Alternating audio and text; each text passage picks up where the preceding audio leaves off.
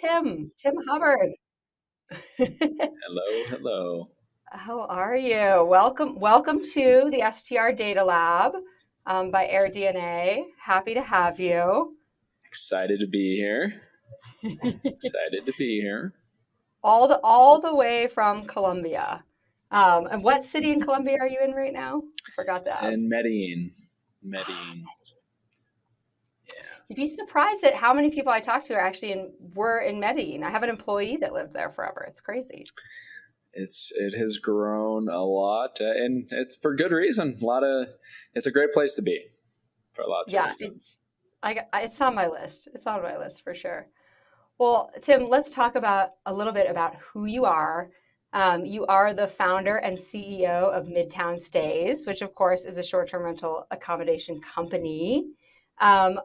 A few fun stats about you. I think you own 69 properties, roughly. You manage 45 STRs, and this is my favorite fact about you, my friend. 27.5 average hours worked a month. We're going to talk about how you accomplish that because I'm going to confess I work a lot more than 27.5 a month. Yeah. We can get into that for sure. Yeah, I need all of your pro tips, please. That's why I'm here. I know you've also parlayed into being a great mentor for folks that are looking to get into the business. A lot of people have great things to say about your advice and tutelage, but what else should our audience know about you before we get into some of my burning questions? Oh, well, thanks for the introduction, and thanks for having me too. I am excited. I'm always excited to talk about short-term rentals because there's just so much opportunity, and it's such a big part of a lot of people's lives now. But what else to know about me? I've been a real estate investor for the bulk of my career, although I did work for a software company for about 8 years as I was building my real estate portfolio. And so I do really like using software programs as well as AirDNA. So that's kind of my background. Yep. And I have tried, multiple types of real estate too, and I still invest in multiple types. I just personally think there is the most opportunity I've found with short-term rentals, and I also like investing in short-term rentals more than just other types of properties. So. Oh my goodness. Well, I definitely need to know why. But I love what you bring up because I think that's a really interesting point. I always joke with Jamie Lane, our VP of Research, that I did not go to economy school. He's like giving me a crash course on some of these things occasionally. But that diversification, even just within your real estate portfolio, right? Like, so it's interesting to hear that you're not just, maybe not all of your eggs are in the STR basket. You have sort of different places. And I think you're invested in different countries as well. Is that correct? Yeah. Brazil and Colombia, where I am right now, mainly in the US though. Very because cool. of the ability to have bank loans, which really helps real estate investors. Not really available for foreigners living outside of their home country. I was about to ask about that. Yeah. So it's definitely different, but there's a lot of opportunity outside of the US too. And the really cool thing about short-term rentals is that if we set up a way to manage them, we pretty much manage them the same way no matter where they are. We have, maybe some different regulations and have to work with different housekeepers, but the actual guest experience, I mean, there's pretty much, a one way to do it to make sure your guests have the best experience with a lot of little components in there. But that's really what it comes down to, is the guest experience with short-term rentals. And so that part is the same no matter where your properties are or what type of properties you have, because there's so many different types of short-term rentals now too, which is another thing we can talk about, because I think they all have their own unique risk profiles and they all have their own opportunities. They all have their own risks, just based on the actual type of short-term rental that it is. Right. Oh my gosh, you're giving me so many good. We just talked about setting an agenda, but now I'm like, we may turn the agenda a little bit on its head. I think we should go back and start real quick on, why why short-term rentals? Like, what was your aha moment? Because I know, like you said, you've been doing this investment brokering thing for quite some time. What was that aha moment for you, Tim, where you were like, short-term rentals, that's a space I want to go into? Well, I've always really liked residential real estate. People need a place to live, right? And that's not going away. Of course, every market's different, so some have different opportunities. And I'm from California originally, and I started investing in California. And when the numbers started to change and I wasn't seeing as good a returns as I was when I first started investing there, I started looking at other markets. So I went to a handful of other states around the US and visited with a lot of property managers and went to a lot of different markets and did a lot of research on long-term rentals. So I wanted to get some passive long-term rentals and just I had done pretty well already. And so I was looking to invest some money and just let it work for me passively. And while I was doing the research, I was staying in short-term rentals. And one of the markets that I found some opportunities in, I was looking at the returns that the long-term rental opportunities had. And then I just looked up the price of the property that I was actually staying in. And I knew what I was paying because I was staying there. And I'm like, oh my gosh, this property is just making way more money than these other ones could. So from then on, I just started looking for properties that made sense as short-term rentals. And that was quite a while ago now. So expanded quite a lot since then in multiple states and multiple countries now. So. I love that. So a lot of it was driven by sort of that ability to just make more, right? To just increase your profitability. Yeah, I mean, I'm a real estate investor, and so I'm looking for the best returns, risk adjusted. And up until now, I mean, it's not to say that markets can't change and society can't change and regulations can't change. Those are all things we have to keep in consideration. But for me, at least the last, 7 years, I guess, I've been investing almost specifically in short-term rentals. I found the most opportunity with them. But I should add, Mariah, that I have a backup plan for most all the properties that I invest in, and that is to put a long-term tenant in there. Right. So I was looking in these markets for long-term rentals that also happen to be good for short-term rentals with sometimes the same properties. So I have that as a backup plan. I like finding a market that has good fundamentals just in general for a real estate investment. And then if I can change the long-term rental into a short-term rental, then the returns can go much higher. And if something changes in the future or, whatever happens, I can always go back to that long-term tenant. So that's sort of been my strategy in a nutshell. That's a good nutshell. And I love that sort of, like your ability to have sort of a plan A, a plan B, and probably even a plan C for, your investment properties that you're doing. And also certainly the ability to have that flexibility, right? Like helps that you have experience both in long-term rental and short-term rental. So you talked a little bit about the other thing you unpacked that I was like, ooh, we got to talk a little more about this was sort of how you've been able to achieve this process at scale, right? Like, so that consistent experience. Right now you have a property management company, Midtown Stays. They have, obviously a brand associated with them and an experience that you're delivering. So what has sort of been key to you? I know this is something, Steve Milo, our friend at V-Trips, talks a lot about is, right, like how do you deliver that consistent experience? What are some tips and tricks you might have for people that are trying to scale up their business on that department? Yeah, it's a good question. And I guess at first I would say that it depends, depending on where we're at with our portfolio, we can't hire a full team of 10 people to help us manage an individual short-term rental, for example. And so as you scale and as you get bigger, you have to change your management style a little bit, or at least have more people helping you out, because we definitely can't do it all by ourselves. So, well, not if you only want to work 27 hours a month. Yeah. So that is, that number is based on actual management and operations, which I do hardly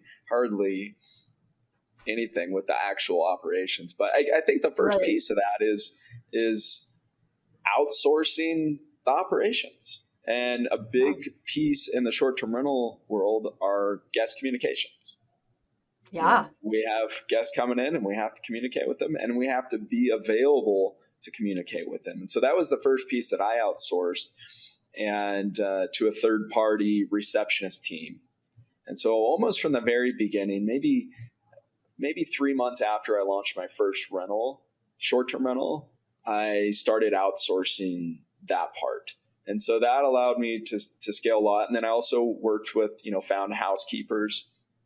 And as I grew, some of the housekeepers I worked with and still work with me today and have worked with me in various states. And we've added a lot of management responsibilities. So I guess I've tried to grow with the people that have been really good on my team, and then just add in more people. I have a lot of my team's virtual. Another cool thing about short-term rental management is a lot of it's virtual. That's very cool. So I have a lot of my team in the Philippines and then also Mexico. So I think outsourcing and delegating. Yeah. Delegating is one of those things that always sounds logically good. And then it's like, yeah, how do I actually accomplish it? And, make sure that we're confirming things. So I love that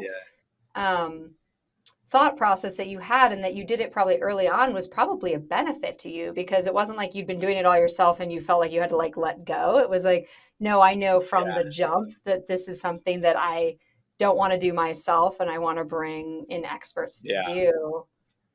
Totally. And then, I think, oh, go ahead. Oh, sorry. Go ahead. No, you first. I was just going to say, I see a lot of people get intimidated when they maybe have their third, fourth short-term rental, and they are doing it all themselves. And it's almost like it becomes so overwhelming that they don't want to think about scaling anymore. Whereas if you start that in the very beginning and you take away a lot of those things that maybe you don't like doing anyways, it just makes it easier in the long run. The cool thing about short-term rentals too is that if we've chosen the right property and it's a good investment, we're earning a lot more than we are with other traditional real estate investments, long-term rental, for example. And so we can afford to pay other people for all the additional help. I love that. Yeah, right. You have a little bit more room in your margin to add in some overhead. And the other thing that I heard you say that I thought was really cool was that, like, as you grew, some of the people that you've hired were able to grow as well, right? So they were able, maybe they started as housekeepers, but then they were able to sort of grow their own businesses. And so there's this sort of all boats rise with the tide. And of course, so much easier to reward, like if you've got great housekeepers and they can scale their business up, and you can keep that consistent guest experience. Totally. Yeah, it takes it can take a lot of work training someone, right? And so if we already have good people that we're working with, let's just make sure we take care of them and grow with them, because having someone leave your team and having to retrain that can take a lot of time. Oh my gosh. Well, we have a thing around AirDNA. It's called snaps. I'm going to give you some snaps for that, because I think that's exactly what it's about in this business, is like taking care of the people that are taking care of your property and your guests, not losing that component. I think that's such a wonderful thing. And what I'm also getting from you, Tim, is just like the level of trust you've been able to put in others, which again, hard life skill to learn sometimes. Yeah. And I'm not saying it's always been easy. I mean, there's definitely been some challenges, over the last 7 years. COVID, for example, you name it. There's been a few challenges, but if you don't want to do all the work yourself, you have to trust someone else to do it. There's just not another way around that. No. And I think that's like the only way, it's like somebody wise, smart once told me, like, if you want to go, fast, go along. If you want to go alone, if you want to go far, go together, right? Like you have to bring others with you. That's so cool. Well, the other one that you talked about is just sort of the different types of STRs and different ways to get into this business, which is another one of the reasons why I love this business. To your point, is like, there are sort of lower barrier to entry, right? Like you don't always have to have a huge amount of capital or, need to take out a huge loan. So have you dabbled in any of those sort of other types of ways to get into short-term rental? What's your perspective on sort of like how people should consider that? Which type should people consider? Well, so I guess I got started with small multifamily apartment buildings, and those were what I was investing in as long-term rentals too. And so it was a little more familiar with me, but not just any small multifamily property, right? Like to be a good short-term rental, it has to attract someone that wants to stay there. And so most all my properties are historic properties, and they're in midtown areas, hence the name of my company, right. Midtown Stays. And these are areas that are between downtown and the suburbs. And so most of the time you could characterize a midtown area as an area that is near restaurants, it's near entertainment, it's walking distance to a lot of places. You don't necessarily need a car. And now with Uber, you can just take a quick Uber ride. So those are the kind of areas that I was looking at. Those are traditionally a little more expensive than maybe a suburb would be. And so you got to factor that in. But for me, I've been able to find really good returns there, and also still have that backup plan that I can put long-term tenants in there, because most of the properties that I've acquired had long-term tenants in there already. But then you've got the other end of the spectrum, right? And what most people think about when they think about a short-term rental, and that is a vacation rental, on the ocean, or, a cabin in the woods. And I do have, property in Brazil that's right near the ocean. And sign me up. Yeah, I love it down there. I've been spending about half the year down there for the last few years, and it does really well as a vacation rental. But a vacation rental versus an urban short-term rental, they're just totally different. There's, the vacation rental, for example, it's very likely going to be more seasonal most of the time.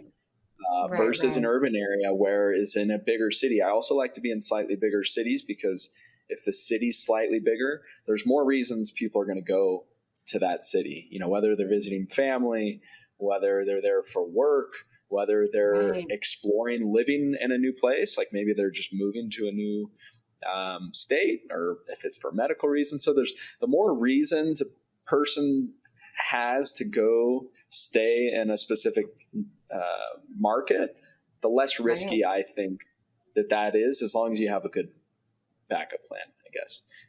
So yeah, gosh. And then everything in between there, you've got yurts, and you've got giant potatoes and all that stuff. So it's almost impossible to lump short-term rentals just under one category and say, yes, they're risky, or yes, they're oversaturated, or, it's like, it's almost, to me, it's like, I do have a background in commercial real estate. So I used to be a broker, which is essentially commercial real estate. We call ourselves brokers, versus a residential real estate, usually called an agent, right? That's really kind of okay. I was going to ask you to break that down for me. I was like, help the lay people such as myself understand. Yeah, that's all it is. I mean, it's basically just another name, but we're working with commercial properties. So I worked with apartment buildings and shopping centers and warehouses, and I learned a lot working on that team. That was in Northern California. We just analyzed properties, and so a really, really good experience. But it's almost like, all those different types of real estate investments, they're all real estate, but they're all different. Just like all short-term rentals are all real estate, but they're all different based on, a whole bunch of things. So I kind of just went on a rant there. I don't know if it was a great rant. I love that rant. It absolutely answered my question. And again, I just love that you're sharing some of your wisdom, because of course that's what the intention of the podcast is to give people some insider knowledge from people that have just done really innovative things in this space. And so this sort of midtown unlock for you, this ability to have real estate that's flexible, this ability for you to leverage sort of your background in real estate, commercial real estate, and how you would analyze an area. Sounds like that all sort of created a great trifecta for you. I know this is always like the potentially a third rail topic, but just when you mention Midtown, of course, the first thing that comes to mind for me is regulation. So I'd love to know how you're sort of weathering the regulation storm What advice would you have to give, somebody like me who's maybe like, oh, Midtown, that makes a lot of sense. I have a property in Midtown I could try to rent out right now, but do I want to deal with the regulation component? That's a What great advice question. do you have? And super important one, right? If we're investing in a short-term rental that we can't legally operate, then it's not going to work out too well. So that is a big one. And every market's different, right? So every midtown area is going to be different based on the city or the state's regulations. But as we know, regulations usually come down almost to neighborhood level, or a lot of times they do on a neighborhood level. Some of the things I like about midtown areas in terms of regulations is that a lot of times they're sort of mixed zoning. So it's not fully suburban, like a suburban neighborhood where everyone's just living there. You're not living next to a restaurant or a liquor store or whatever it happens to be. And it's also not downtown where it's super dense. And a lot of times the housing is so expensive, or there's, a shortage of housing in the urban area to where the restrictions are quite as tight. So usually it's in like a mixed area where, and again, also not being next to a lot of longtime neighbors, or maybe a few, but it's kind of scattered. You have less neighbor issues, and that can be a deal breaker out in a neighborhood if someone's lived there for a long time. So that's part of it.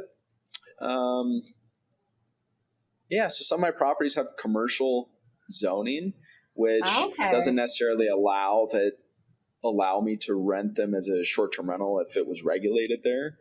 But it does make it easier for me in the future to apply for a transient occupancy license if I wanted to. Got it. Okay. But I would say just, it really comes down to the market though. Like, you don't want to go into a market and invest in short-term rentals where you can't legally do it. And you also, I would say it's probably more risky too to go into a market that doesn't have any rules set up, because you never know when they can change them. So I think it's best to be in a place that's already got the rules set up. And a lot of times I've found that those are areas that have less of a housing shortage supply issue, like San Francisco, Manhattan, Seattle, these types of places. Right. No, that makes total sense. And I think that's something that we certainly are galvanized around over here to a certain extent, because it does help, right? Like if the regulation's already in place, there are rules. I think we all just want a level playing field, right? So like if we know what the rules are, we want to pay our taxes, we want to have consistency with hotels and other lodging avenues, then it is nothing but, a benefit to the entire community. So I think that's great wisdom. Well, so turning that sort of on the other side, I would love to know, because you are giving me such great advice and giving our audience such great advice. If you had any, advice for people that are, have been operating for, quite a few years now, they've sort of seen, the business sort of grow pretty extensively before COVID. Obviously COVID hit. We thought that was going to be a huge hiccup. It ended up not being a huge hiccup, right? It almost ended up having the opposite effect. Yeah. Listings have grown quite extensively. I think quite a few people have sort of jumped on the bandwagon, so to speak, of short-term rental investment. I think you and I both were talking about hashtag Airbnb bust here a few minutes ago.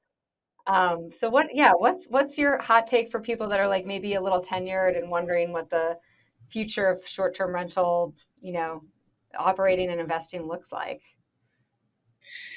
Well, a lot of rabbit holes we could go down here, but sorry. I think one of the most exciting things for me is that people are living in short-term rentals now. So it's not just that we're traveling. I just mentioned I sold my property here in Columbia, and I'm staying in an Airbnb right now for a couple months while I'm working on another investment here. So I'm living in this Airbnb, and it's not just me. Lots and lots of people are, and we've seen the average reservation length grow just across the board, right? So I think that's one of the most exciting pieces for me, and I've been exploring that more. This midterm stay. Yes. Versus a short-term one. Also, another way that most of the time you can get around regulations, because most of the time regulations regulate you or your property if it's a short-term rental, which the definition changes a little bit, but it's pretty much 30 days. Okay. So if you're renting more than 30 days, you could do that even in a city that doesn't allow short-term rentals, right? Because it's not a short-term rental anymore. And so there's some really good opportunity there. Gosh, I feel like I had so many ideas in my head. I know. Well, I was like, I just gave you the broadest topic in the world, which is just, what advice would you have? Yeah, the Airbnb bust. So I would say if we go back to midterm rentals for a little bit, again, that's going to depend on the type of property you have. Someone, in my opinion, is not going to want to live in a large potato. We've seen that potato on Airbnb, right? Someone's not going to want to live there for 3 months. I don't think. But I don't think it has windows. So no. Yes. Yeah. So different types of properties are going to lend themselves to longer types of reservations. And while, during COVID and that, a lot of people went out and they bought with short-term rentals. They bought vacation rentals and nice luxury properties. Okay. Yeah. And for me, my opinion, we're in some rocky economic times here. And during rocky economic times, especially with inflation high and a lot of the middle class getting squeezed and not having as much purchasing power, I think it just makes sense that less people are going to be spending high amounts of money on travel.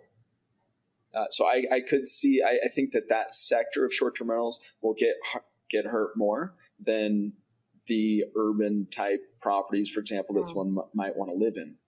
But another side of that too, as interest rates go up and less people are able to afford to buy properties, every little point that the interest rate goes up, less people can buy properties, and they've gone up a lot, right? And so all of those people are renting or staying with family. And so that creates more demand on the rental side, which can be good for short-term rentals as well. Yeah. And if someone was hanging around waiting for the short-term or for the interest rates to go down because they want to buy a property, then maybe they are staying in a short-term rental for 3 months or so, but they might not be staying in a luxury villa that costs $10,000 a night. Yeah, I think that's such a good takeaway. And I think it comes back to sort of that core component of what I'm seeing in your strategy, which is the diversification, right? Sort of like having a plan A, a plan B, like having that flexibility in your portfolio and what you're investing in, so that if you need to pivot based on what's happening in the economy or what's happening with travel demand, you certainly makes it a little bit easier for you if you have that diversification. So I think that's great advice, Tim. If I could just add one thing though, Mariah, for those like when we're investing in property, we really need to know what it is that we want, right? We have to have our own investment philosophy. Is it to just make passive income so I can go travel the world? And in the short-term rental space, a lot of short-term rentals are second homes for people. And so for anyone out there that can fully afford their second home as a short-term rental, and maybe 60% of their decision to buy it was personally based, then that's great. They can buy a vacation home. They can also make money off of it. But for those out there that are looking to just find the best returns and the most secure returns, there's certain types of properties I think that'll be less risky. I love that. That's a great addition. Well, Tim, I mean, first of all, I was listening to your podcast. You also have a podcast. So big shout out to Short-Term Rental Riches by Tim Hubbard. Thank you very much. So my loaded question for you, my friend, is what is the biggest fail you can make as an Airbnb host? You just covered this topic, and I think people need to know. People need to know. Yeah. So thanks for bringing up the podcast. Has been a lot of fun. This is the third year now, and they're just bite-sized, actionable episodes. And if you just listened to one recently, I talked about what I think is the biggest fail, an epic fail, really, and it just happened to me as I was in Europe staying at another Airbnb, is when an Airbnb host when a guest going to an Airbnb can't get in. that is the epic fail. If your guest cannot get into a property and no one's there to help you get in, that's a fail. So that happened to me, unfortunately, one night in Bulgaria a couple months ago. And it was middle of the night. I luckily had a good friend there that lived nearby, and he had a spare bedroom, so I went and stayed with him. But that is the worst. That's the biggest fail in terms of hosting. But there's other things we can do in terms of actually investing that would be very epic fails too. So. I like all these cheat codes. Yeah, that's a really good one. We do have somebody on our team from Bulgaria too. So if that happens again, we'll just have Alex call his family. We'll figure it out. Like, don't worry, we got you covered. It's good to be connected. Good to be connected. It absolutely is. Well, Tim, I have so enjoyed getting to know you. I like to end these interviews with just a little game we play at the end. So it's who, what, and where. The first question is, besides yourself, of course, who would you recommend new people that are new to this business listen to for advice? Good question, and really important question. So, but a hard one to answer because there's so many good resources now with YouTube and podcasts. So I would say if I can just give a few. Absolutely. I'll let you give a few. Okay. The Real Estate Guys Radio, they've been around for over 2 decades. And I love their podcast because they talk about all different types of real estate. And they also bring in some macroeconomics and stuff like that. So it's a very well-rounded podcast. And they're solid guys, really good advice. For macroeconomic advice, which I think is just really important right now, is George Gammon is fantastic. He also happens to live here in Medellin most of the time. So he can go very deep on macroeconomics. So maybe not one of the channels you want to speed up to 1.5 times, when you're listening to it. But really good advice. I like, when I was first getting started, I listened a lot to Jason Hartman. I also think he has really good advice. He doesn't talk so much about short-term rentals, mainly focused on long-term single-family residences, but he talks a lot about markets and making sure you're in the right markets. So those are good advice. A couple books. There's one called Emerging Markets, which is a fantastic book that talks about markets because they're always changing, right? So that's a good one. I'll stop there. I could go on for forever, but those are a few good ones. Add some more to the show notes. We'll just Perfect. beef up the show notes with them. I love it. Thank you. Those are all great. Now I know what I'm listening to on the way home today. All right. The next one is a what question. So what do you wish you knew before you got started in this crazy short-term rental business? What I wish I knew before I got started in the short-term rental business. This is a tough one. I guess, my very first few short-term rentals were I did a lot of renovations. And I guess I wish that I knew that I didn't necessarily, you can add a lot of value to properties if you're doing the renovation, but it's a lot of work, can be a lot of stress. And especially if you're in a market that you don't know anyone, and you're starting over. So I guess I would say that there are lots of opportunities that fit more with your specific investment philosophy. So if you don't want to spend a lot of work or do the construction or do anything like that there are other opportunities that are going to fit more in line with what you want. So I'd make sure if I was doing it over again, I would spend more time thinking about exactly what it was that I wanted out of it and look for opportunities that fit that better. I love that. I love that concept of coming up with an investment philosophy, right? Or an investment thesis. Like, this is the intention. This is what I want to get out of this effort. And this is sort of how I will, proceed from a tactical perspective. Mm-hmm. All right. Just one more for you. What I love about real estate is, like, we all wish we had the crystal ball to know where we should have invested. So where do you wish you had invested when you got started that maybe you didn't invest in? It could be the place you did invest. Maybe you nailed it. The marks they've done pretty well up until now, but I guess I would probably just go back and look at where the biggest returns were, which I could say pretty confidently are probably most of them in either Florida or Texas. But again, it comes down to the individual market and then really the individual neighborhood, because you could have two neighborhoods right next to each other.